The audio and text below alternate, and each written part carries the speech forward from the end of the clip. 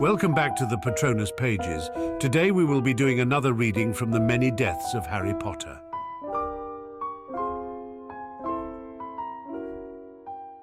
Chapter 44. Enraged. Isn't it foolish to make threats? Harry laughed shortly. What are they going to do, kill me? Rita Skeeter stared at him for a moment.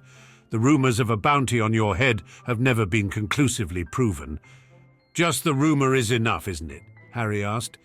If enough people believed there was a bounty, then idiots and poseurs would be coming out of the woodwork for him. The fact that it wasn't proven made it more difficult for the Aurors to track it down.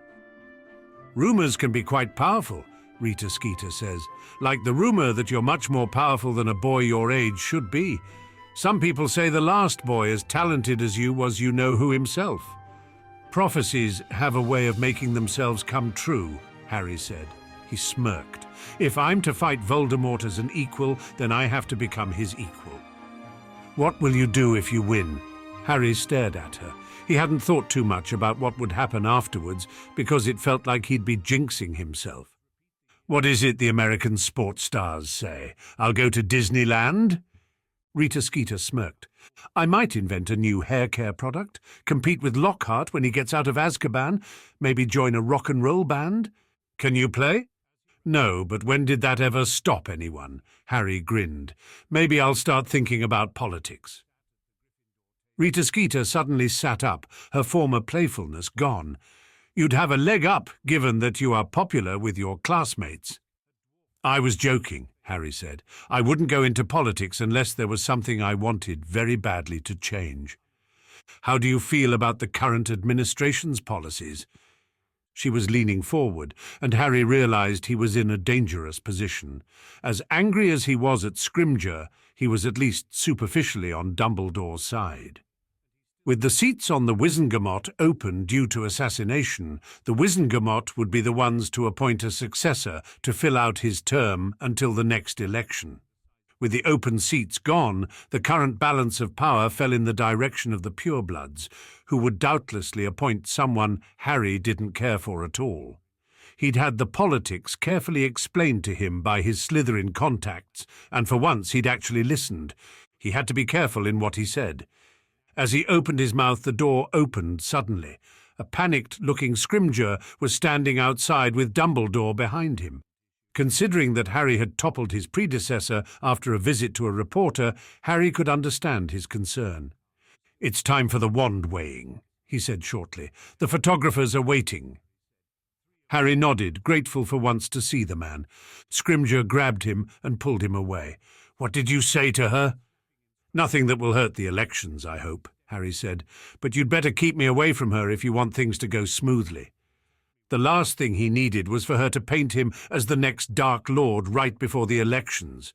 She was following them, but didn't say anything as they entered the chamber with the other champions. They were seated together while the 4 judges were sitting at an elevated table. Here is our last champion now, Scrimgeour said. If I may introduce our expert, Mr. Ollivander, we can begin the weighing of the wands.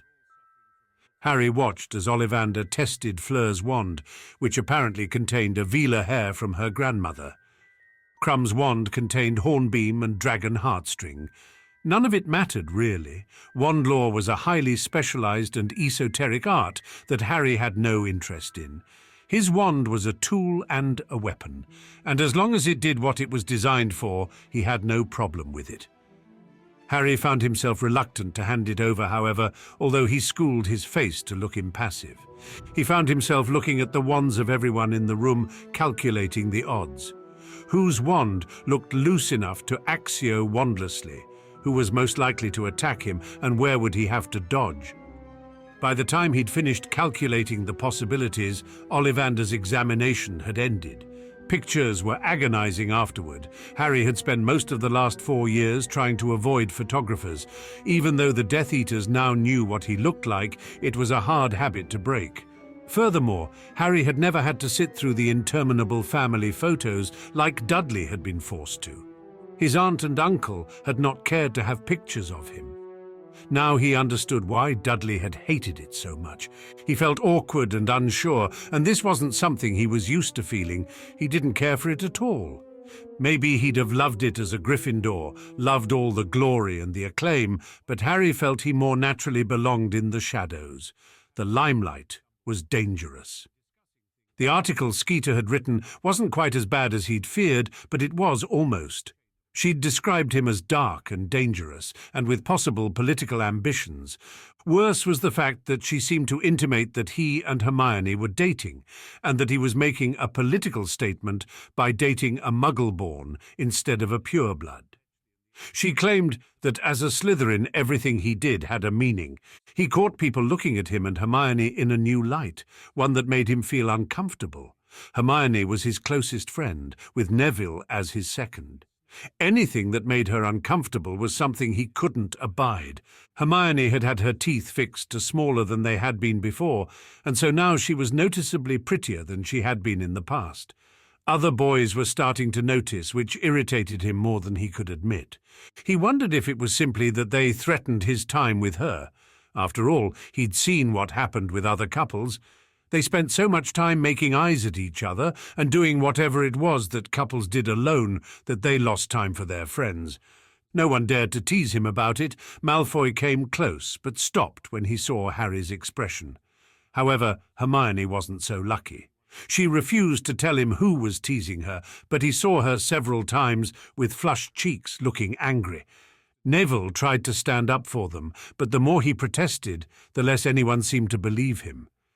Harry finally had to resort to sending a letter to Sirius, who agreed to meet him during the next Hogsmeade weekend. "You're looking better," Harry said. The shrieking shack hadn't changed much since the last time he'd been in it, except for the addition of additional years' worth of dust. Sirius was dressed better than he had been, and he'd been filling out and gaining weight. He looked healthy and tanned, nothing like the dishevelled shell of a man he'd been when Harry had first seen him. "I'm doing important things for Dumbledore," Sirius said. "We're on the verge of something big, very big." Harry stared at him inquiringly, but Sirius shook his head. "It's all top secret, no offence, but someone could pluck it right out of your head if you weren't careful, so there's only so much I can tell you." "What can you tell me?" Harry asked. "The headmaster of Durmstrang is a former Death Eater," Sirius said. "He was captured by the Ministry but was released after naming a lot of names. Many Death Eaters went to Azkaban because of him, and it's thought that he isn't particularly popular in those circles." "I'm surprised he's still alive." "It's probably because nobody knows where Durmstrang actually is, which may have been why he took the job. He has to want this Tri-Wizard Championship pretty badly in order to come out of hiding like this."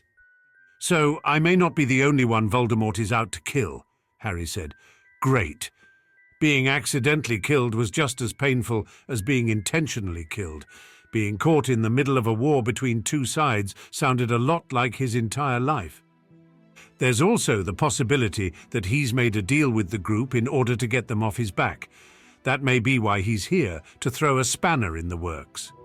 "We'll see how he judges me," Harry said. "I'm pretty sure Voldemort wants me to win this thing, so if he grades me high, he's probably working with him. If he grades me low to give his own champion a better chance of winning, then he probably isn't. Either way, watch out," Sirius said. "He's not someone you want to cross. You don't get to be headmaster of any magical school by being weak." Harry nodded. "I was only able to find out the first task," Sirius said. "Security is pretty tight around the others because they don't want reporters ruining the spectacle." "It's dragons, right?" Harry asked. Sirius stared at him, then nodded. "How did you know?" "I just thought of the worst thing I could imagine that spectators could actually watch, and I asked them," Harry said. "Dumbledore is good with a poker face, but the others aren't. Basilisks would make for a poor viewing experience, to say the least, and cockatrices had attacked the judges at the last event. Dragons seemed like a close third." "I can't believe that they want us to kill dragons in front of spectators," Harry said. "That seems a little bloodthirsty, even for the Ministry." Sirius shrugged.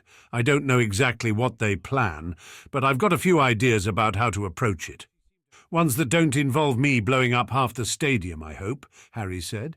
"About that," Sirius said. "Did you bring the map?" Harry nodded and pulled it out, opening it up. He could see the headmasters together in Dumbledore's office. Moody was with Snape in the dungeons. He looked carefully for any names he didn't know. He'd begun doing it on the night of the goblet ceremony, and he had continued doing it on a sporadic basis. The last thing he needed was to have his throat cut by one of the porters who'd carried the cup, then had never left. "There's a special room that we never found until the last year of school," Sirius said. "Long after the map was made. You've been having trouble finding a place to practice." Harry nodded. "This room can be anything you wish for, if you know how to open it." That could prove to be very useful. Harry had almost gotten caught on 2 occasions during his experiments on the astronomy tower, once by a 6th-year couple out to enjoy some romantic time together. The fact that neither of the other champions looked surprised at the announcement that it was dragons suggested that someone was cheating. On the other hand, only needing to get past the dragon to get the golden egg meant that half his strategies were suddenly useless.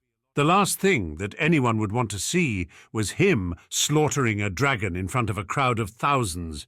Harry reached his hand into the bag and grimaced. It fit his luck. He'd gotten the Hungarian horntail, the most vicious of the 3 dragons featured. Krum gave him a sympathetic look. After that, it was just waiting and listening to the roar of the crowd as Krum went out and did whatever he was doing to deal with the dragon.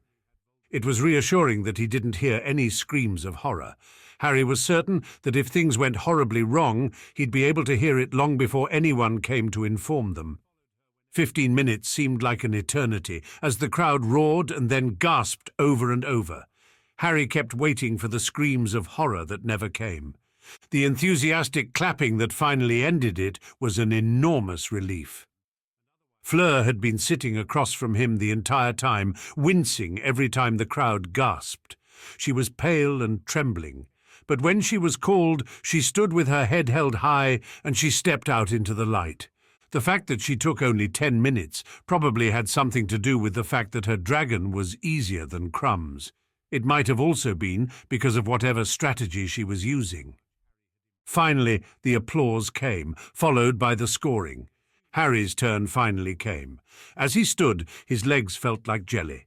He knew what it felt like to die, but he didn't know what it felt like to burn alive or to be chewed up and swallowed.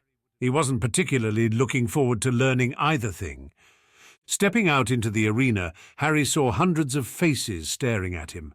The fact that any one of them could be planning to attack him while he was busy with the dragon occurred to him, but the fact was there wasn't anything he could do about it. Planning only took him so far, and after that you had to deal with the situation as it changed. More important was the dragon, which was bigger than he'd thought. It looked angry. It was gouging the ground with its claws and staring at him with its yellow eyes. It thought it was protecting its eggs, which made it much more dangerous than it usually would have been. The fact that it usually would have been a wizard killer wasn't encouraging. Harry squinted, hoping to get a good look at the egg.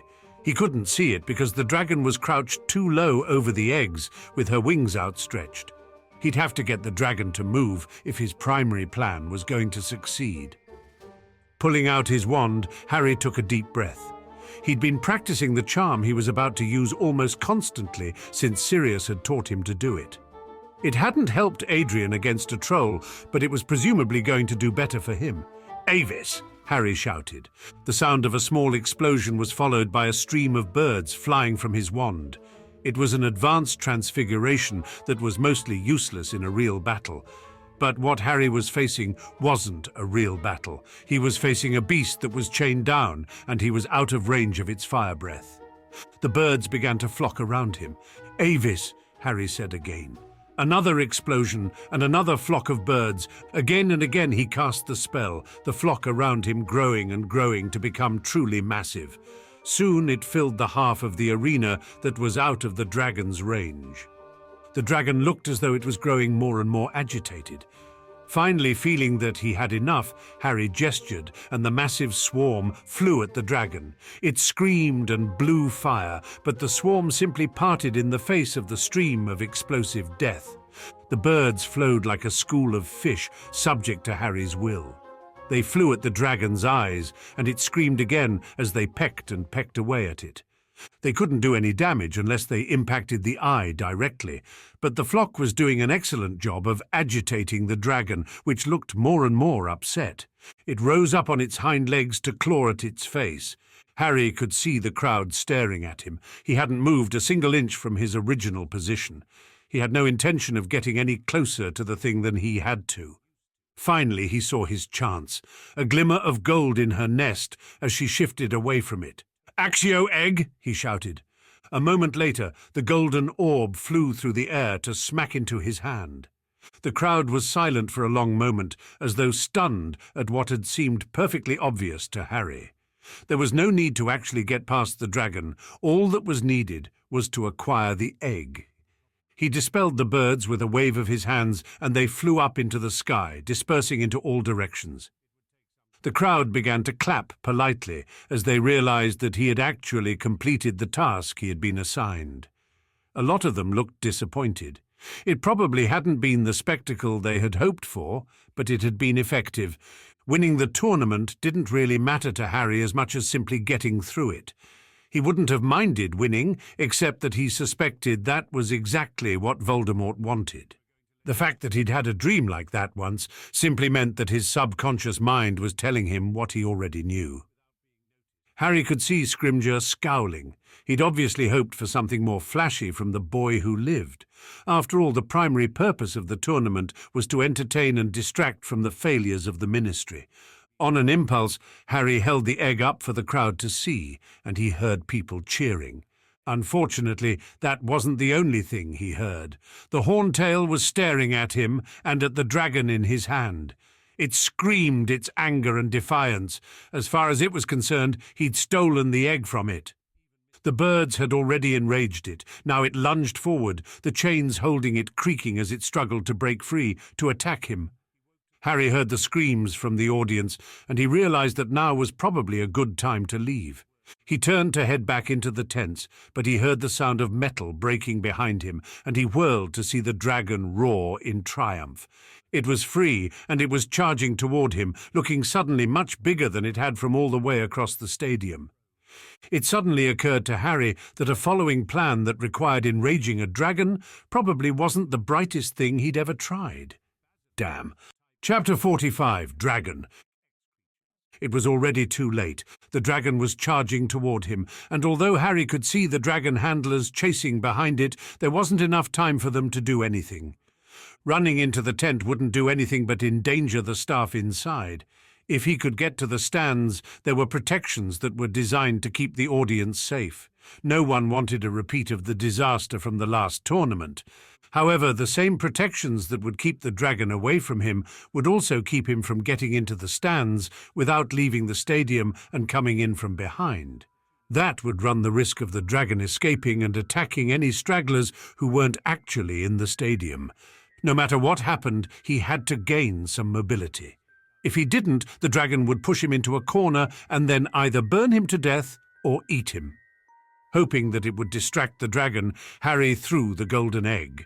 This didn't stop the dragon at all. If anything, it only seemed to enrage it more. "Accio broom!" Harry shouted. It didn't matter whose broom or where it came from as long as it reached him. Unfortunately, it would take time for the broom to reach him, time he didn't have. Harry stared up at the dragon as it approached him, and then he waved his wand. "Accendio!" The spell sent him hurtling straight up into the air, even as the dragon pounced on the place where he had been.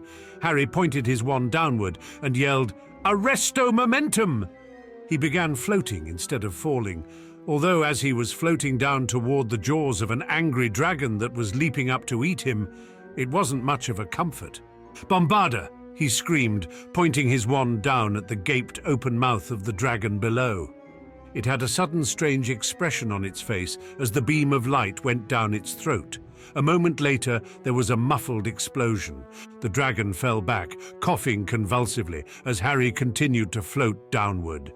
He finally saw the broom. Just as the dragon was recovering, Harry caught onto the broom flying toward him.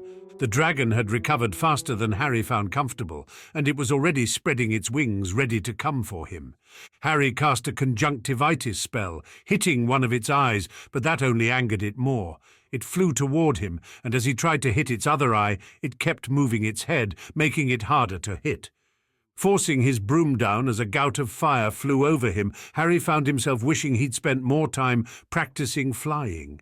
It was all he could do now to avoid the dragon, and even as he cast the flame-freezing charm on himself and his broomstick. Just in time, fire washed over him and he felt his skin tingle. The fire tickled and he felt an uncharacteristic urge to laugh. Seeing that the fire was having no effect on him, the dragon redoubled its efforts, flying faster now. Although Harry was more agile, the dragon was faster than the old-school broom, and he knew he didn't have much time. Below, he could see Dumbledore struggling to get out of the crowd, which had inexplicably begun to panic. He was being crushed in the crowd, which probably made undoing the anti-apparition wards more difficult than it should have been. It was getting closer, and the wizards below were struggling to maintain order. Harry didn't have any choice. He pulled out a small amount of peanut butter that he'd stolen from breakfast and slipped into a candy tin that Neville had lent him. Pulling it out, he cast the flame-freezing spell on it before he threw it behind him, flicking his wand at the same time. It would have been terrifying, riding his wand without using either hand, but the spectre of death rapidly coming behind him with an open maw made it a trivial consideration. The peanut butter flew straight and true, led by Harry's spell. It landed in the dragon's gullet. The dragon didn't look as though it had even noticed. "Geminio!" he screamed. The Geminio curse was a spell designed to cause objects to multiply exponentially. It was used in the vaults of some wizards to cause thieves to be crushed under the replicated weight of the very things they were trying to steal. As long as whatever it was continued to be touched by a living thing, it continued to replicate within the limits of the caster's power. The thick peanut butter stuck to the dragon's mouth began to replicate, doubling in size and then doubling again. Harry dodged the dragon, dropping straight down toward the ground in a dive. He'd be able to pull up more easily than the dragon would. It was diving after him, apparently banking on its own ability to catch up to him and pull up before it smashed into the ground. Dragons were decent flyers, and this one was better than most. Harry grimaced as it snapped at him, its fangs only 3 feet from the back of his broom. It was already dead, but just didn't know it, but even a dead snake could still kill. He dodged to the right, but it didn't make much of a difference. The dragon had his measure now, and as they approached the ground, Harry knew he had to pull up. "Bombarda!" he screamed, pointing the wand in the dragon's face. The explosion didn't seem to do much damage, but the smoke it created was enough for Harry to slip under it and behind. The dragon had to come around for another pass, buying Harry some breathing room. The dragon's demise was taking longer than Harry had thought it would, and his only option was to continue to buy time until it was over with. A few moments' breathing room was all he would have. "Fumos!" Harry cast, and an explosion of smoke emerged from his wand. "Fumos, fumos, fumos!" A massive cloud of smoke suddenly surrounded him, obscuring his view of the ground below. It was a dangerous spell to use, because while it made it more difficult for the dragon to see him, it would be harder for him to see it. He took a moment to cast the supersensory charm on himself. He could hear the sound of the dragon wings from below him and the sounds of its breathing, which was beginning to sound a little labored. The dragon was making a hacking, phlegmatic sound deep in its throat.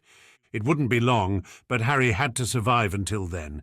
He dove to the very back edge of the cloud, and as the dragon flew up into it, he dropped out of the crowd, diving for the ground. The screams of the crowd made him gasp and want to hold his head. Instead, he dismissed the charm. But it was too late. The dragon had heard the crowd, and it was coming for him. It dove, but as suddenly as it did, it began hacking harder. Its entire body began to be engulfed by spasms, and it slammed into the ground rather than pulling up in time. Hitting the ground shouldn't have been enough to do more than stun it slightly. Dragons really were heavily armored. However, it didn't get up. It was struggling to breathe as the peanut butter in its mouth continued to double in size over and over again. The peanut butter was filling its air passages, and Harry could see some coming from its nose. Harry continued to float above it on his broom as the creature asphyxiated. It took longer to die than he'd thought it would. By the time Dumbledore and the dragon tamers reached the dragon, it was dead. Harry allowed his broom to drop to the ground. "What did you do, my boy?" Dumbledore asked.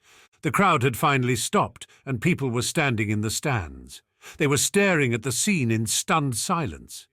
Harry decided that he would always have an exit from crowds. After the last time, he knew they were a good way to get killed. "I kept feeding it until it choked," Harry said. "I didn't have a choice." There wasn't much to say after that, other than wait on the judges to confer. Killing the dragon had explicitly not been part of the challenge. However, Harry had accomplished the task as asked. Harry could hear Karkaroff arguing that the task hadn't officially been over until Harry had left the field. Once the dragon attacked him in the air, the task had continued. The judges were arguing, and it suddenly occurred to Harry that it was unfair for the headmasters to be judging their own students. Finally, the deliberations were done. Madame Maxine raised her wand, and the number 6 emerged, floating through the air. Karkaroff gave him a 2, which probably meant he was not in Voldemort's camp currently, although Harry still couldn't be sure. Bagman gave him an 8. All in all, Harry had come in second, which was a decent showing, given the disaster that had happened. Part of him felt a little resentful that they had blamed him for killing the dragon. It was their responsibility for not having good enough chains. He would have argued if he'd really cared about winning. It simply irritated him to be punished for something he couldn't help. Sirius ran up to him. Harry hadn't seen him in the stands, although he'd known he would be there. He was pale, and there was blood running down his face. Apparently, he'd tried to get out of the crowd to help Harry, and had a hard time of it. "I've never wished my animagus form was a bird instead of a dog until today," he said. "Are you all right?" Harry grinned weakly. "Looks like I came out of it better than you did." "There's got to be some way to get you out of this," Sirius said. "If this was the first task, what will the second one be like?" Harry shuddered. He wasn't sure whether the broken chain was due to sabotage or incompetence, but he hoped someone got sacked. Considering that he saw Rita Skeeter in the audience looking like she'd won the lottery, he suspected that it would be sooner rather than later. After all, a well-run tournament was in the interest of the ministry, while a fiasco was not. Harry had a fleeting thought, wondering whether Voldemort's plan was to make the ministry look incompetent as a way of swaying the vote on the new candidates. Bagman called out to all the champions to gather around. "That was a little more excitement than we all expected," he said, chuckling uneasily. The other 2 champions were pale. Apparently they'd gotten to watch his contest after finishing their own. Fleur was looking at him differently as well. She had always looked down on him as a child, and she'd been open about it. Now both she and Krum were looking at him with more respect. "The next task won't be until February 24th. We won't leave you as clueless as we did this time, but we won't make it easy either. If you'll look at the eggs we've given you, you'll see that they have a hinge on them. Open them and interpret the message inside, and it'll give you a clue to the next task." He had 3 months before he had to bother with the second task. He felt a sense of relief. He'd have time to prepare, to get faster and better. The body of the dragon behind him proved that he was getting stronger and better, but Voldemort was more dangerous than any dragon. Figuring out the screaming egg was harder than he would have thought. Harry had tried every spell he could think of, and other spells suggested by the other Slytherins. Nothing had seemed to work. He wasn't allowed to get help from professors, not that this would have stopped him, but no one seemed interested in helping him. Sirius had suggested that some animals sensed things differently from humans. Things that seemed high-pitched to a human sounded low-pitched to some animals. This was why Harry was sitting with a modified version of the supersensory goggles, while the Weasleys, Hermione and Neville were sitting with the earmuffs used in herbology to handle the mandrake roots. These were adjustable. The twins were hoping to market them as ways to experience what it was like to be an animagus without having to go through all the trouble. See life as a dog, experience the senses of an earthworm. They hoped to get actual animagi to calibrate the senses for their respective animal types. So far, they had only concentrated on modifying the sense of hearing. They'd added 4 knobs on the side of the visor, and it had taken them more than a week of work to do so. Harry grimaced at the wailing shriek of the egg. They were on the astronomy tower with permission, but he knew the sound was reaching everywhere. "No, no, no, wait," Harry said. "It's getting a little closer, closer. That's it." Instead of hearing things more intensely, he'd had to actually muffle and deepen it. Finally, he heard the message. He repeated the poem, which had been recited in mermaids' voices.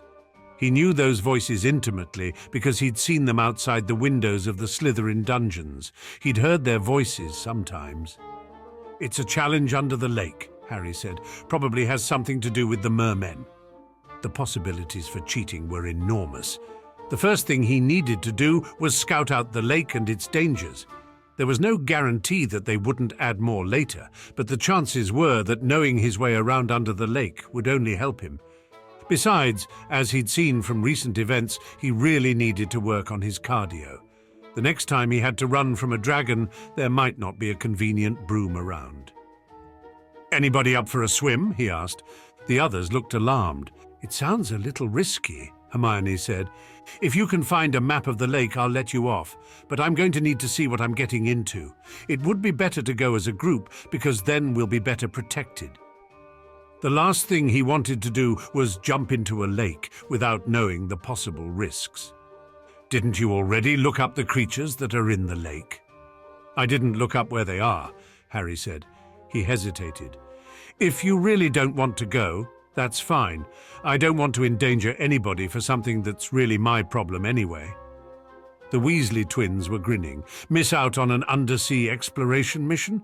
We've always wanted to have something to hold over our brother, who likes to brag about exploring tombs and fighting strange mummies." Harry grinned. Harry's body ached. He hadn't realized how out of shape he was until he'd begun exploring the lake. Fighting Grindylows hadn't been particularly hard, and finding the exact location of the Mermish village had been a matter of time and effort. The swimming had been the most difficult part. Hermione had found a spell to keep them warm, saying they'd catch their death of cold jumping into a lake in Scotland in the middle of winter. Harry wondered if he should see if the Room of Requirement could summon up a swimming pool. That would be a safer way to get the exercise he needed without having to be seen going out into the lake and risk being followed. Their being there had upset the Mermish anyway. "The Yule Ball is approaching," McGonagall was saying, "a traditional part of the Triwizard Tournament. It is an opportunity for us to socialize with the other schools." "The ball will be from 8 o'clock to midnight on Christmas Day," she continued. "It is only open to those of 4th year and above, although they may invite younger partners." The Slytherins were all looking at each other. "Unlike my own house, I have no reason to suspect that you will become too spirited. I expect that everyone will represent this school to the best of their ability." She dismissed the class, then said, "Mr. Potter, a word." Harry stopped and waited for the other members of the class to file out of the room. Despite the fact that Slytherins were more composed and reserved than their counterparts in the other houses, he could sense excitement in the air. The girls were whispering together in ways he usually only saw in Gryffindors. "Traditionally, the champions and their partners open the ball," McGonagall said. Harry looked at her blankly. "Partners? Was there some part to the contest that he hadn't understood? He thought the entire point was for them to go it alone." "Dance partners," McGonagall said. If this was a joke, he didn't appreciate it. Putting him up in front of the entire school to be humiliated sounded like something from his first year, not now. "I don't dance," Harry said flatly. "I've seen you duel," she said primly, "and I'd beg to disagree." It was a compliment from her. From what Harry knew about her, she was a formidable opponent on the battlefield and a master of transfiguration. "I don't know how to dance with girls," Harry corrected himself. "There will be a chance to learn," McGonagall said. "But first you have to find a partner." "What? Ask someone out?" Harry asked blankly. "Indubitably, and it needs to be soon." Harry wondered why he was suddenly dreading this as much as he was. He had faced down death many times, fighting Death Eaters and basilisks and dragons. None of those, however, had produced exactly the same kind of anxiety as being forced to ask a teenage girl out to dance. Chapter 46, Dance. There was obviously only one person he could ask to the ball. The question was whether or not she already had a date. Harry had seen how some of the other boys had been looking at her since she'd changed her teeth, and he suspected she wouldn't go long without finding someone. "Hey, Hermione," he said, catching up to her in the hallway. "Can I talk to you?" He'd never felt awkward talking to her before. The truth was, he'd never felt particularly awkward talking to anyone. Staying alive was much more important than worrying about what people thought, and he'd spent enough time having people look down on him that it shouldn't have mattered. Somehow it did this time. "Yes?" Harry stared at her for a moment, unable to speak. He looked around to see if anyone else was listening, but it didn't look like anyone was. "I've got something I want to show you," he said, feeling suddenly inspired. He'd been planning to show her and Neville the room for some time, and this would make it easier to ask her. "All right, now?" she asked. He nodded. It made him a little uneasy, just how easily she followed him. He'd read about polyjuice potion and human transfiguration, and it would be very easy for someone to lure her away to capture her. She was one of the very few people that he cared about. He didn't have many friends, although he was slowly developing alliances. Leading her up to the 7th floor, he checked to make sure that no one was looking, and then he paced in front of the room 3 times, concentrating hard. She gasped a little when the door to the room opened in front of them. He gestured for her to enter, and as she did, the door vanished behind him. "The castle has a swimming pool," she gasped. Harry had been experimenting with the room to see the limits of what it could do. He'd discovered that the room was limited by his imagination, and he was limited by the things he'd seen or read about. Fortunately, he'd seen a swimming pool before during Harry hunts when he'd gone over fences to hide from Dudley and his friends. The fact that there was a suburban house behind the pool and a blue sky over them didn't seem to register. When it did, she said, "Have we left Hogwarts?" Harry shook his head. "It's the room. It can be anything you imagine when you walk in front of the door." "And you imagined a rather poorly maintained swimming pool?" Hermione asked skeptically. There was a green film over the surface, but Harry hadn't been sure if that wasn't something that was supposed to be there or not. "I only saw one pool once," Harry said apologetically. Hermione stared at him for a moment, then shook her head. "Show me how it works." He led her outside again and coached her how to use the room. She walked back and forth 3 times, and when the door opened, they stepped into a rather normal Muggle bedroom. It had a bed, a desk, 2 bookcases, a nightstand, a notice board, and framed wall hangings, and a chair. Hermione was staring at the notes on the noteboard. They even got the notes right. "I think it reads your mind and uses that to create whatever's in here," Harry said.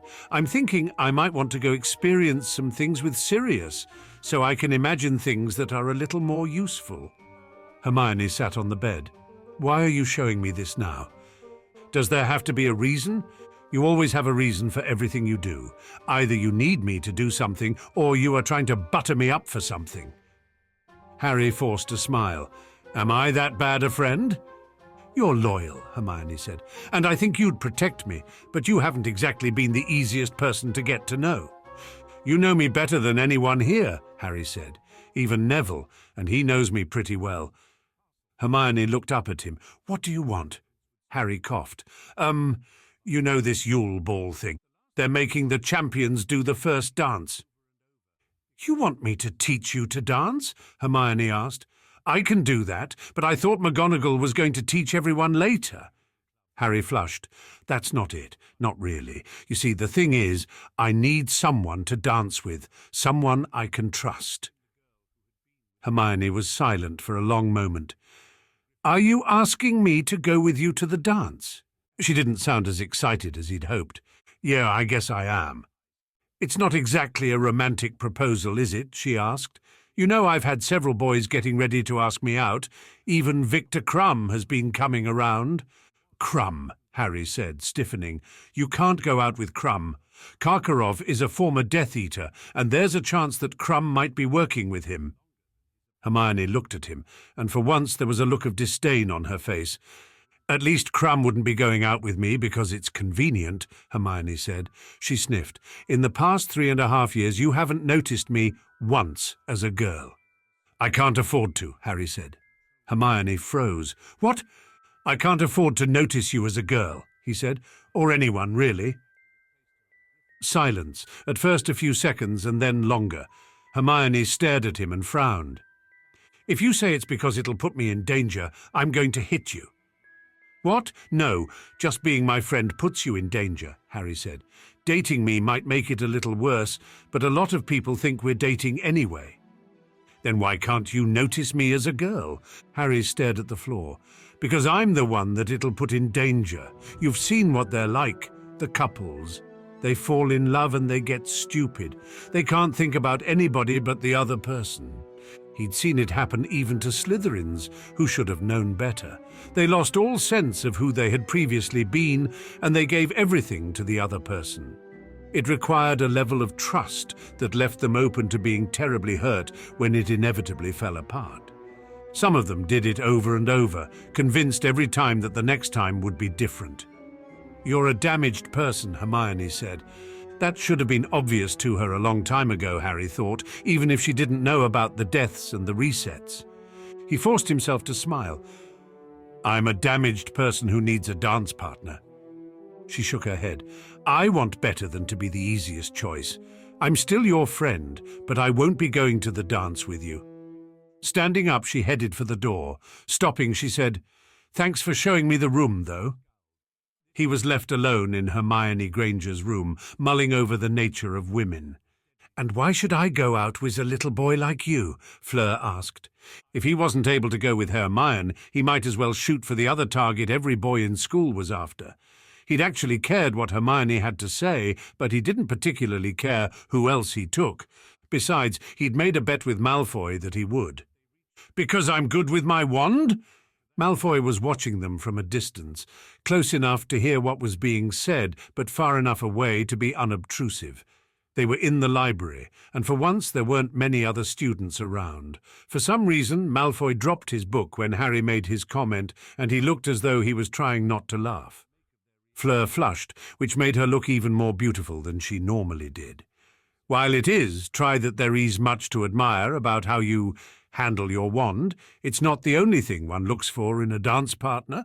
Shrugging, Harry said, What else do you want? I'm a quick learner, I'm ambitious, and I'm occasionally funny. Most of the people who thought Harry was funny didn't realize that he was perfectly serious about the paranoid things he was saying. Still, it might be a good selling point. Many handsome boys have asked me to the dance, she said. Do any of them know what it's like to face a dragon? He asked. I do. We're both champions, and that'll give us plenty to talk about. She stared at him appraisingly before finally nodding. If you learn to dance, I'll go with you. Behind them, Malfoy knocked over a whole shelf of books. Harry grinned at him. The nice thing about Fleur was that living in another country, she wouldn't likely be targeted by Death Eaters. Everyone would know that the dance was simply a temporary thing of convenience. Also, as a half-human, she'd have been on the list of those the Death Eaters hated, and so she wouldn't be any worse off for dancing with him. The last thing he wanted was to dance with someone and then find them dead the next day. It had been selfish of him to ask Hermione in the first place. This was much better. Besides, Fleur smelled surprisingly nice from close-up. The room of requirement proved to be useful in more ways than Harry had expected. Dancing with McGonagall was embarrassing and wasn't particularly educational, especially considering that the teachers seemed to think that a single session would be enough to teach them everything they knew to represent the school. Fortunately, Neville turned out to be an expert dancer, and better yet, he had memories of ballrooms which the room could use to create places to dance.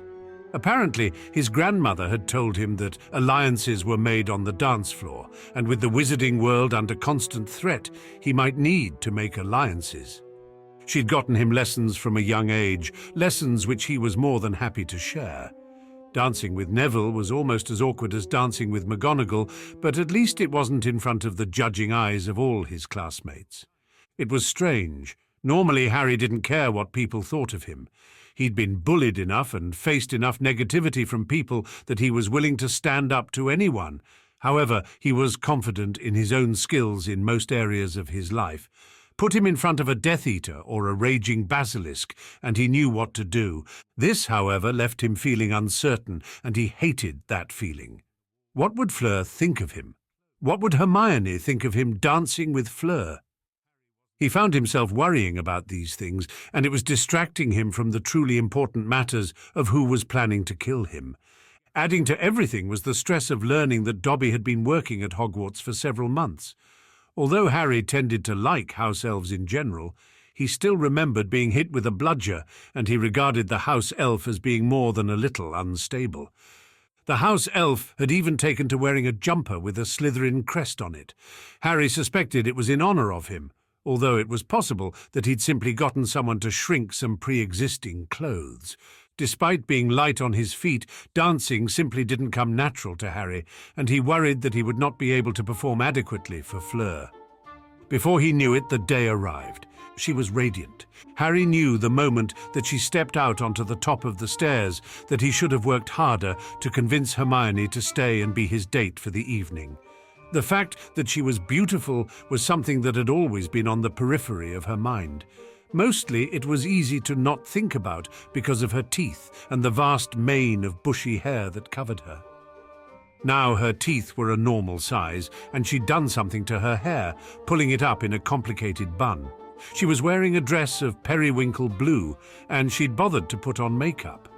She was smiling, something that she rarely did, but it made her face light up in a way that made his heart ache a little. Why hadn't he bothered to put a smile like that on her face more often? She was breathtaking, and seeing her hurt his heart a little, even though the date next to him was brilliantly beautiful in her own way. "Harry," Hermione said. Harry forced himself to smile. He glanced at Fleur, who was looking at Hermione with a calculating look in her eyes. "You look amazing," Harry said as Hermione reached him. She smiled again, this time a little less nervously. "Have you seen Victor?" "He's over there." Harry nodded in the direction of the Durmstrang students, who were still huddled together. Nodding gratefully, she headed over in his direction. "You have a thing for her?" Fleur asked, leaning close and speaking softly in his ear. Despite himself, Harry found himself able to focus on nothing but how soft she was and how amazing she smelled. "No, but she's my best friend," he said. Realizing suddenly that this was more than he wanted to admit to anyone, he said, "I'd kill anyone who hurt her." Fleur smiled, although it didn't reach her eyes. "The others would think you were exaggerating. But after seeing that you did to the dragon—" Harry shrugged.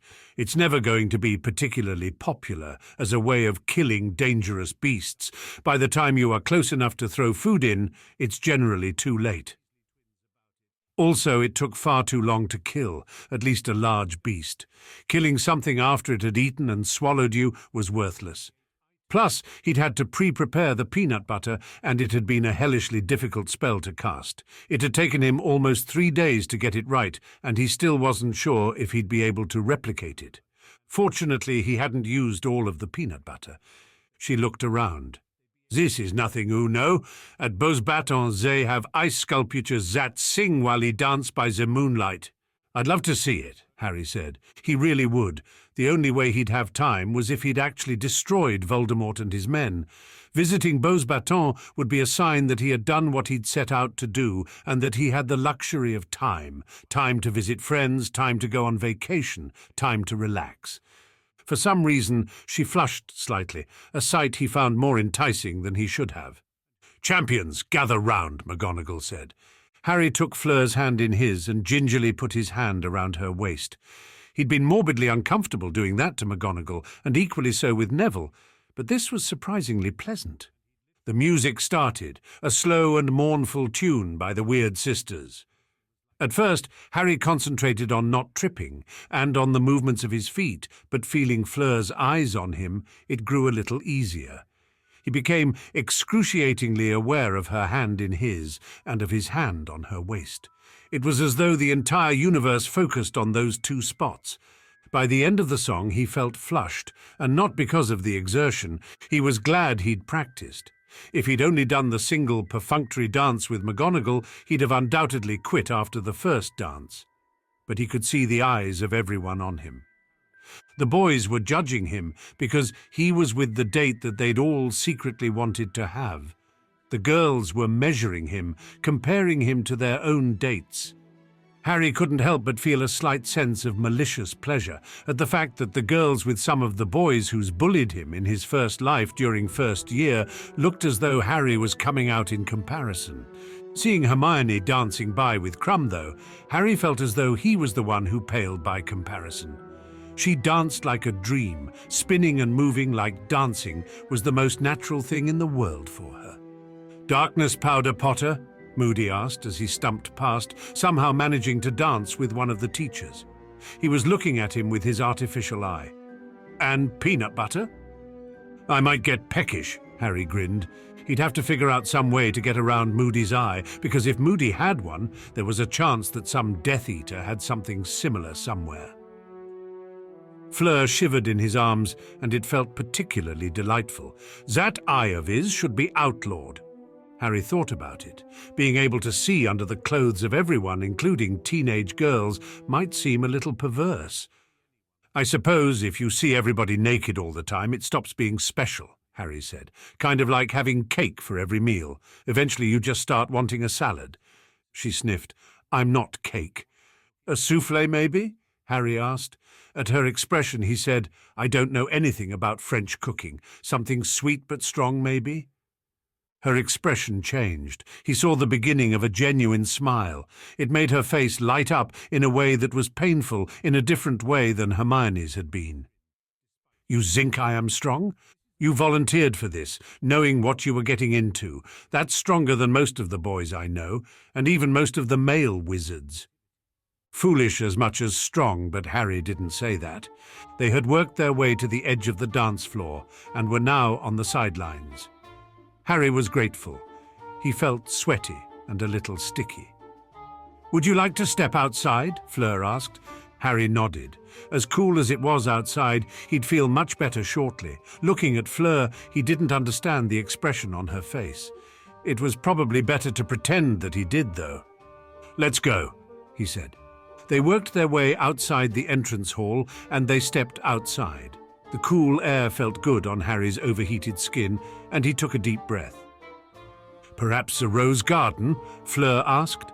Harry nodded. The rose garden had been changed, filled with flickering fairy lights. It had winding paths, ornamental statues, and the occasional stone bench, which is where Fleur led him now.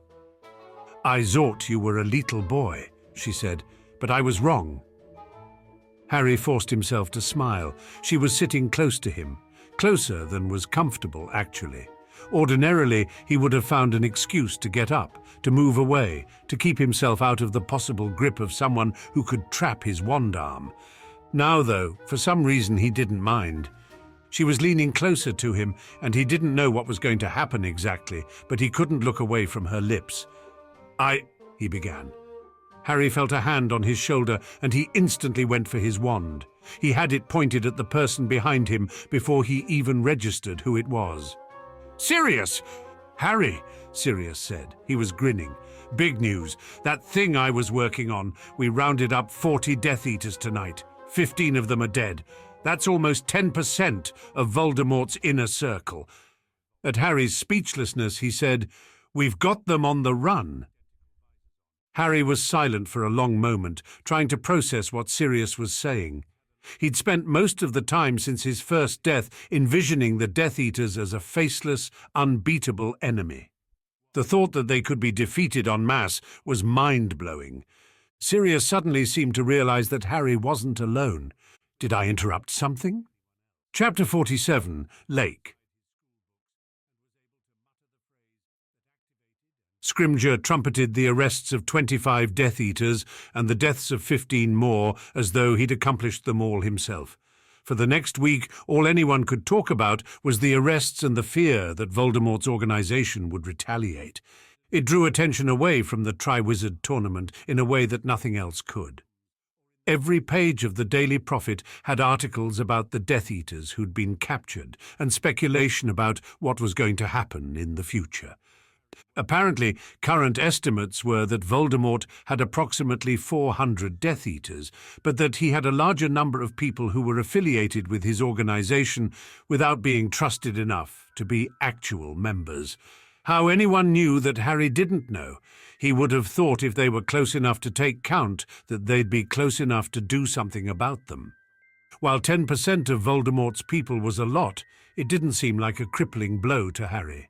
None of Voldemort's true inner circle, his most trusted lieutenants, had been caught. Some were still in Azkaban, but the others were still out in the world, directing the low-level skirmishes that chipped away at the Ministry. Everyone acted like Voldemort had practically been defeated, an attitude that Harry didn't understand at all.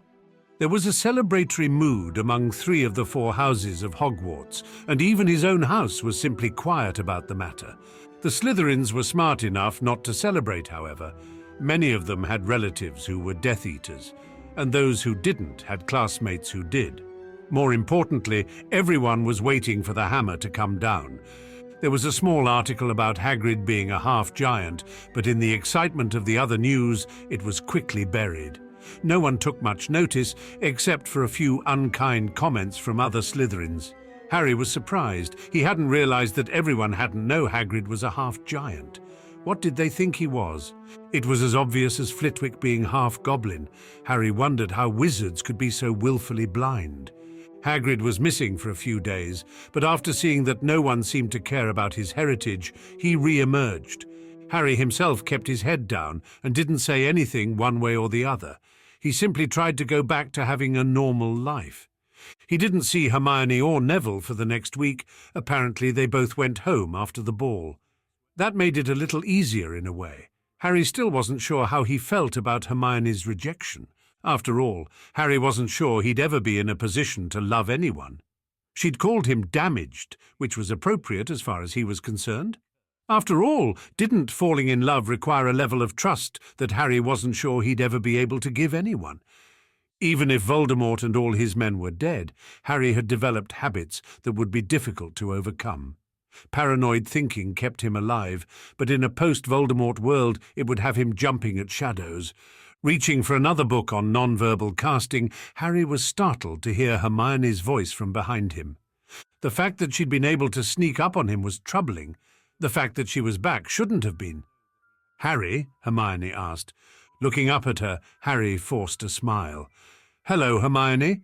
Her hair was back to its usual frizzy self, but now that he had seen just how beautiful she could be, there was no way he could unsee it. She was no longer just the friend who had happened to be a girl. Harry was deeply uncomfortable with that, and he wasn't sure what to say. "Non-verbal casting?" she asked. "I'm working on non-verbal wandless transfiguration," Harry said. "It's not going that well." The rest of the library was empty. Most of the students hadn't returned yet. Everyone had felt like celebrating the Ministry coup with their families. "Most people wouldn't even try," she said. She didn't bother to ask why he was trying something that most wizards would think wasn't worth the effort put into it. Wandless spells were weaker than their counterparts, and non-verbal spells were somewhat weaker. Hermione looked for a moment as though she didn't know what to say, which felt wrong for Harry. She'd never been at a loss for words. If anything, she talked a little too much. Now, though she looked as though she was struggling to figure out what she wanted to say, the fact that Harry himself suddenly had no idea what to say to her was equally troubling. He'd never had to worry about what he said around Hermione. It was one of the things he'd always valued about her. When he was a first year being judged by everyone, Hermione had been there to keep him reasonably sane. "We need to talk," Hermione said finally. Harry felt a sudden knot in his stomach. He'd heard Aunt Petunia say those words to Uncle Vernon on rare occasions, and they'd never led to anything good. Typically, they preceded an argument which had Harry cowering in his cupboard, happy to have a place to hide. "Okay," Harry said reluctantly. "When I turned you down," Hermione said carefully, I wasn't in a particularly good place." Harry stared at her. He had no idea what she was talking about. All the other girls were thrilled about the dance. All they could talk about were dresses and makeup and boys. "I thought you didn't care about any of that." Hermione flushed a little. "I didn't think so either, but it turns out I did. I listened to them talking and talking and talking, fantasizing about what it would be like to be a princess for just one night, and I wanted that." "It looks like you got it," Harry said. "I don't think anybody didn't notice you." He certainly had. He still was, in a way that was actually a little annoying. He knew better than to say anything about that, however. The last thing he wanted to do was damage their friendship any further than he already had. Sometimes he almost hoped for a reset, simply so he'd have a chance to avoid this awkwardness he was feeling now. Her cheeks grew even redder. "I didn't think you noticed." "Everybody noticed," Harry assured her. "I think you were the most hated girl in the room, at least by the other girls. Even Fleur noticed, and she hardly has anything to worry about in the looks department." "How have you and Fleur been doing?" Hermione asked quickly. There was an expression on her face that he couldn't decipher. Harry shrugged. "I've seen her here and there. It was just a dance. Nobody was declaring true love or anything." "Are you sure she feels that way?" Hermione asked. "I'm sure she was taking mercy on me, accepting," Harry said. "After all, to her, I'm still a little boy, no matter how good I am at magic." "I wouldn't be so sure," Hermione said. "It's not like I'm the greatest candidate for a boyfriend anyway," Harry said. "I'm scrawny, got a weird scar, and I've got a bounty on my head.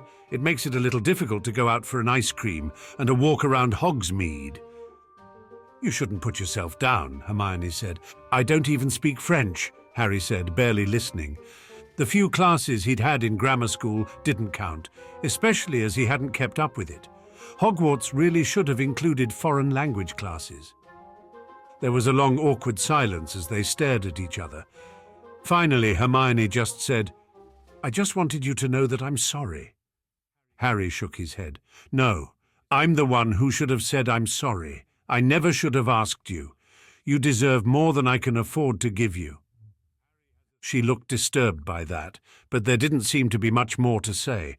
With things as awkward between them as they were, Harry had to do his own research for the second task. That involved a trip to Hagrid's hut and then multiple visits to the library. Hagrid seemed extraordinarily grateful that Harry was visiting him, almost as though he expected to be ostracized because of his half-human nature. The fact that Harry hadn't bothered to visit him after the newspaper article shamed him a little once he realized just how deeply affected Hagrid had been by it. Harry realized that he'd been so self-absorbed with his own problems that he'd barely noticed that Hagrid was in pain. That was another reason that he wasn't good boyfriend material. He was so self-absorbed and so self-centered that he barely noticed the people around him. He noticed whether they were useful or not, and a few people broke through that veil, but for the most part he didn't care much about anyone. He wondered for a moment if something hadn't broken within him when Adrian died, or maybe when Colin had. After all, he'd let himself care about them, and then the pain of losing them had been damaging. Channeling grief into rage would only work for so long after all. Harry wondered if numbness was one of the stages of grief. He'd vaguely heard that there were stages, but he wasn't really sure what they were. Discovering what he needed to know from Hagrid hadn't been hard. Finding it in the stacks was much more difficult. It wasn't a spell that was used much anymore. There were better spells out there, and wizards had better means of transportation in general. However, eventually he found the spell and he practiced it, finding it to be easier than he'd thought it would be. The harder part was learning the transfiguration that he needed for his plan. It didn't have to be pretty. In fact, it was almost better that it wasn't. After all, since he suspected that Voldemort wanted him to win this thing, maybe it was better that he didn't. At the same time, he couldn't help but gloat at the thought of Scrimgeour's face at the challenge. The man had been getting far too smug and complacent after the imprisonments. His appointees to replace the assassinated Wizengamot members had finally been approved, in part because of a rising tide of popularity in the wake of the arrests.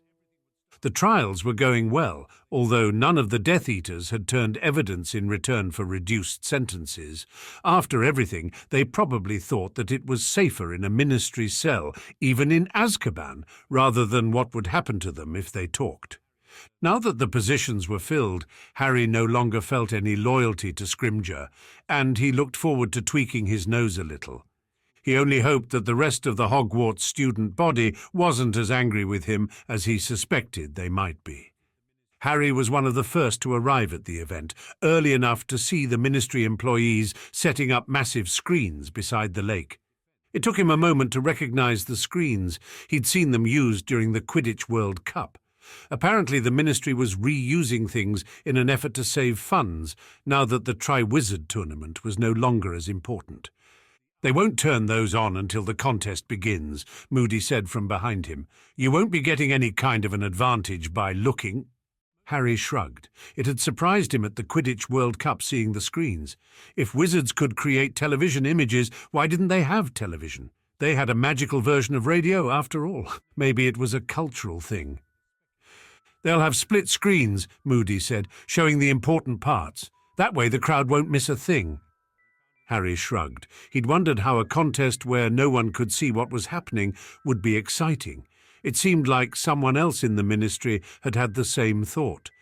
He looked out at the lake. He'd re-examined the lake only the week before, and he had a decent idea where on the surface everything important was. That was going to be critical. "You ready for this?" Moody asked. Harry shrugged. "As ready as I can be." He watched carefully as the chairs were set up and the crowd began straggling in. While there wasn't much he could do about any traps that were set during the challenge itself, he wanted to make sure no one was doing anything suspicious above water. Auras were already everywhere, and Harry suspected that they'd have multiple undercover auras in the crowd as well. After all, the second task would be the perfect target for a counterattack. There would be a large crowd of people that no one knew, ministry officials in the crowd, concerned parents and reporters. It would be the perfect venue to make a statement. Hermione and Neville finally showed up. Neville waved at him while Hermione gave him an awkward smile. Harry forced himself not to grimace. He still hadn't gotten over the awkwardness between him and Hermione, and he hated it. Hopefully after the event he'd have a chance to talk to her, assuming he wasn't beaten by the student body of Hogwarts. He became a little concerned when Dumbledore came and spoke quietly with Hermione and Neville, leading them both away. He could only hope that they'd be back in time for the contest. As an hour passed and they did not return, he became increasingly concerned. Had there been a kidnapping? Had that actually been Dumbledore? It wasn't until Dumbledore returned and Harry questioned him about it that he was reassured. Apparently they had a task for Dumbledore. He checked the map secretly before handing it off to one of the twins. It really was Dumbledore he'd been talking to. A quick scan didn't show anyone who shouldn't have been there. It did show both Hermione and Neville out in the centre of the lake, around the location he'd scouted out as being the Mer village. Harry scowled. Apparently they hadn't been comfortable taking just one of the people he'd valued. They'd taken two. The other champions arrived, as did Bagman and Scrimgeour. Scrimgeour smiled genially out at the crowd.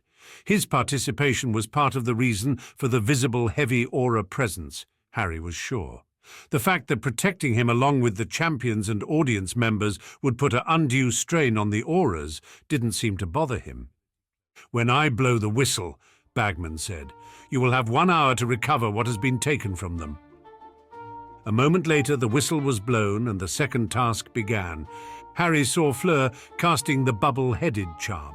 She glanced at him, her look something he couldn't quite interpret. He hadn't really talked to her in the month since the Yule Ball, and he had the sense that she was irritated at him.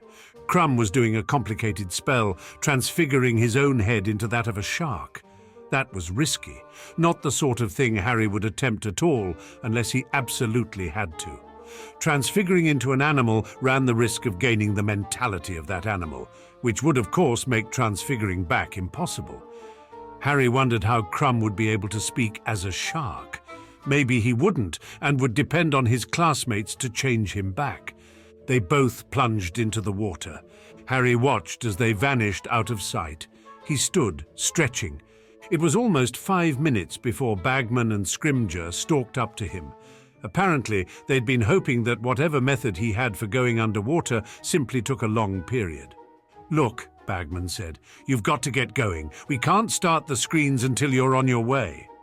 "Why not?" Harry asked. "It's not like seeing what's coming will make much of a difference now. Even if it did, the time I'm losing would make it all moot." Bagman scowled. He stared at Harry and then turned and stalked toward the screens. He argued with the technicians who did something. A moment later, they flickered to life. Instead of the promised split screens, they only showed Krum and Fleur, each on their own screen, moving powerfully through the water. Krum looked like the better swimmer, but Fleur was doing better than he had expected. "What are you doing?" Scrimgeour hissed. "You've got the honor of Hogwarts to uphold." "And your re-election?" Harry asked. Since Scrimgeour hadn't actually been elected, but had been appointed, he supposed it was a misnomer. Scrimgeour's face turned red. "There's a contract. It's magical and binding. You know what happens if you don't compete." "I'll compete," Harry said. "I just have to stretch a little first." He made an exaggerated show of stretching, which made Scrimgeour turn even redder. He looked as though he wanted to shout, but a sudden flash of a camera from behind Harry reminded him that they were both in front of an audience. The contract stated that Harry had to compete. It didn't say that he had to win. Scrimgeour stalked over to the judges' table where he could be heard whispering at them in a loud voice. Harry watched as the scene on the screen changed. Krum was now fighting Grindylows and doing very well. Fleur seemed to be having a lot of trouble, though. She was caught in seaweed and was making very little progress in getting free. The third screen, which presumably was to cover what he was doing, was still blank. Harry could hear a growing, angry muttering behind him. The crowd was confused. What was he doing? Was he not going to compete? Finally, at the 30-minute mark, Harry decided it was time. He stood up and walked to the edge of the shore. Reaching down, he began gathering mud from the side of the shore into a solid glob. A moment later, he pointed his wand at the glob and spoke the words of the transfiguration spell he'd been working on for more than a week. The mud morphed and changed, eventually turning into a small boat. It wasn't particularly attractive. It was still the color of mud, and it looked crude and rough on the outside. Harry doubted that his grade from McGonagall would have been particularly good. However, it was seaworthy, which was all he needed. He pushed the boat out into the water, and then he began casting the second spell. Finding the spell that the school used to propel the boats used to transport first-year students to their sorting had been harder than he'd thought, but he'd found it, and he cast it now. The boat moved silently out through the water, able to move faster than even Krum, with his shark head and fins, could manage. Distances were difficult to estimate from the surface, but Harry had practiced on multiple occasions. Fortunately, they didn't have to be exact. He cast the bubble-headed charm on himself, and he plunged down into the water. Chapter 48, Merpeople.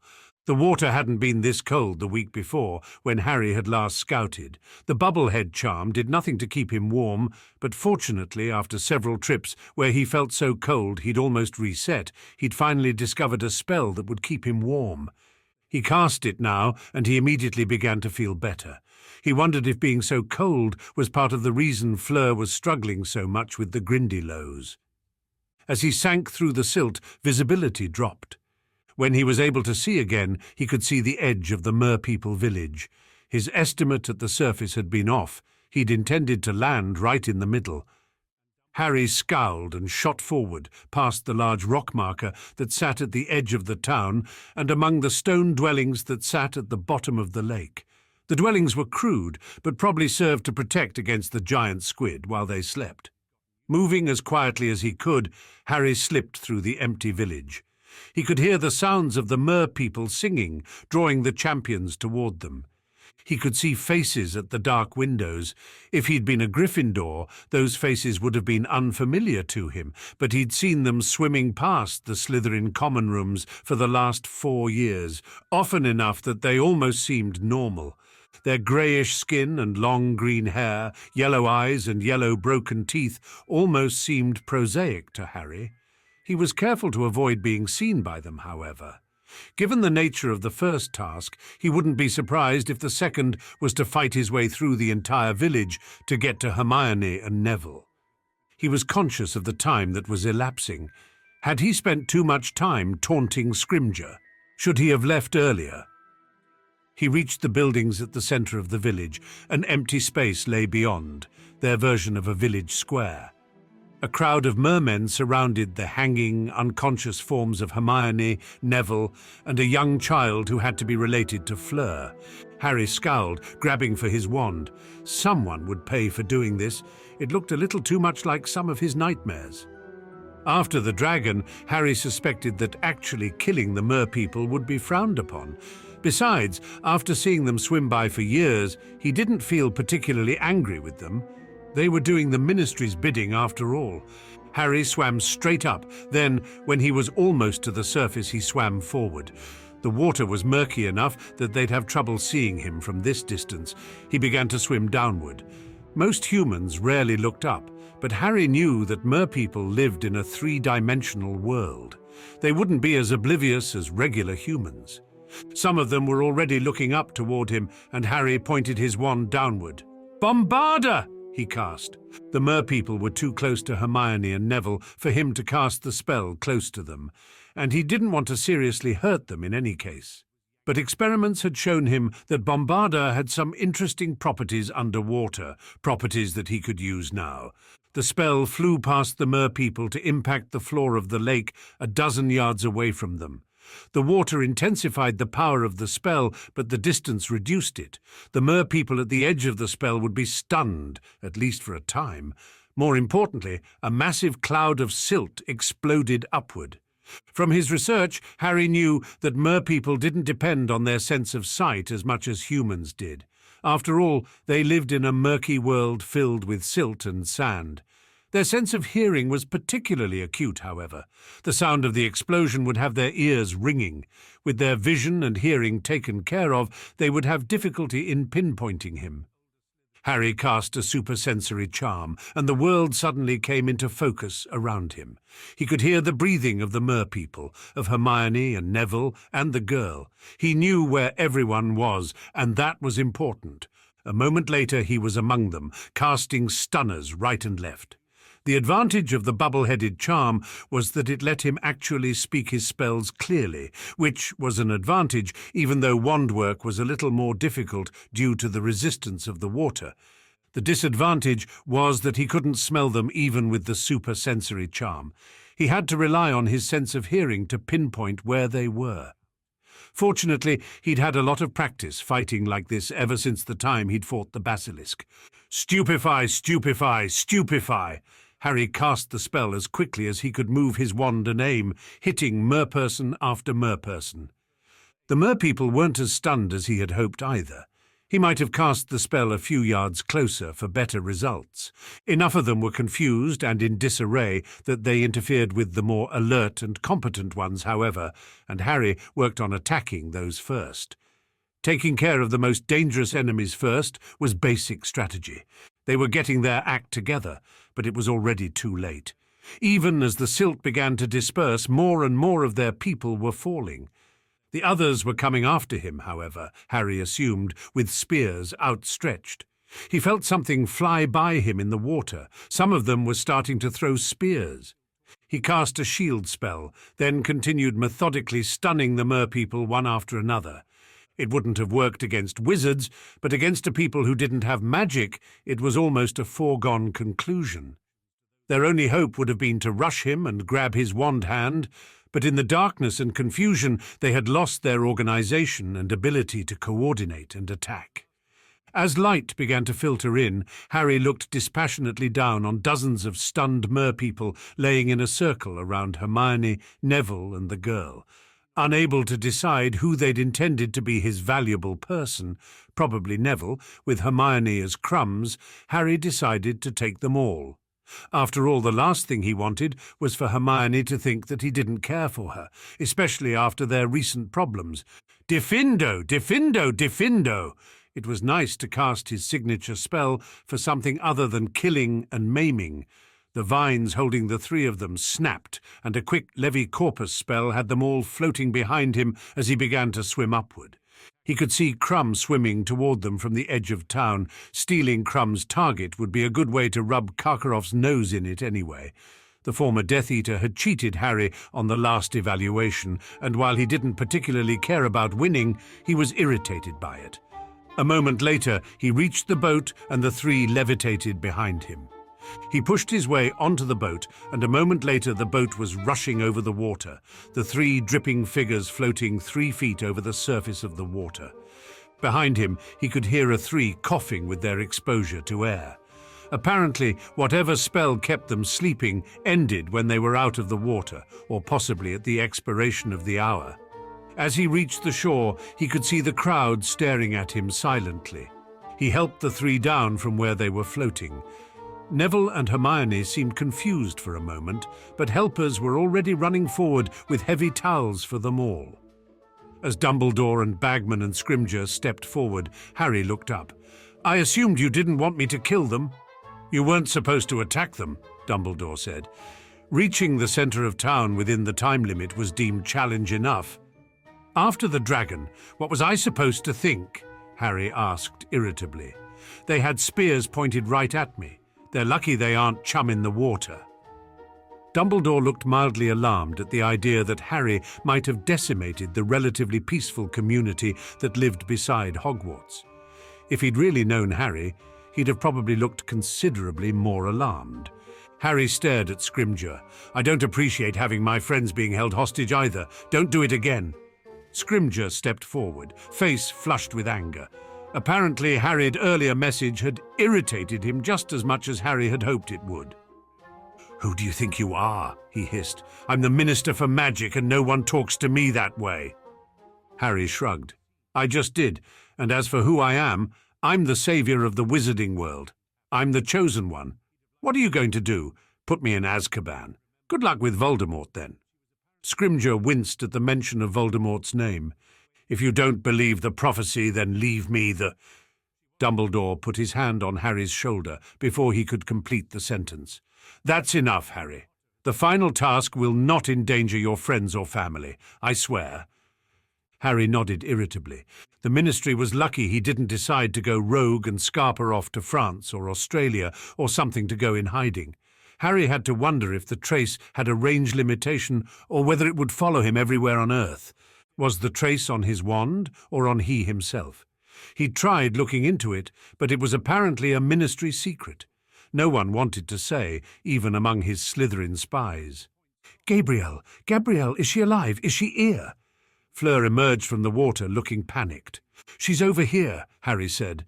He wondered if Fleur would be even more angry at him for stealing her chance to save her sister. Krum was staring at him with undisguised anger after all.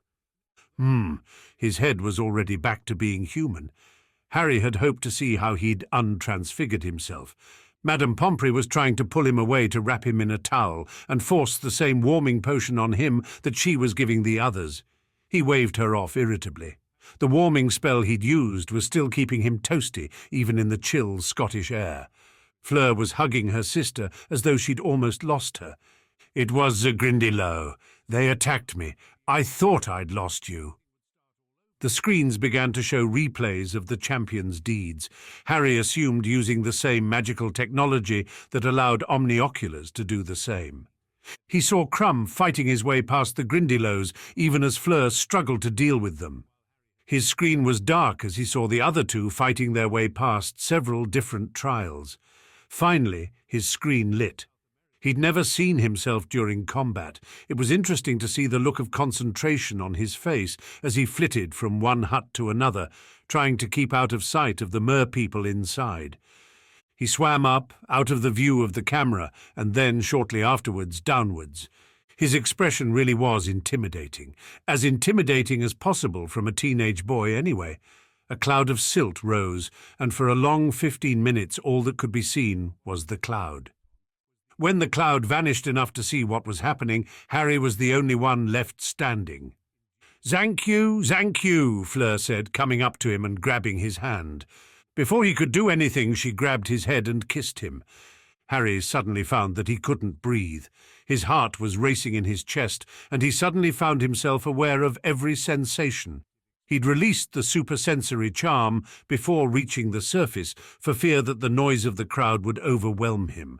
However, for a moment he wondered if he'd forgotten. Maybe kissing a Veela was a little like a supersensory charm.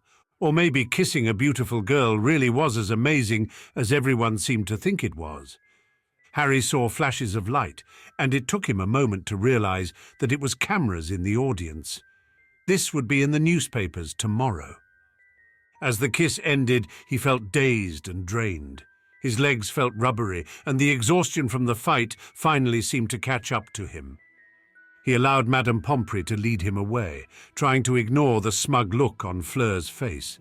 The judges called out the numbers. Fleur received 25 points out of 50 because even had Harry not stolen her hostage, she wouldn't have reached her in time. Victor Krum received 35 points for using an incomplete transfiguration. He didn't collect his hostage only because Harry had already taken it. Harry received 40 points. He apparently hadn't been supposed to attack the Merpeople or take the other hostages, but his display of magic had impressed everyone. Harry suspected that they'd taken points off for his being a jerk in the beginning, but the points still put him in first place.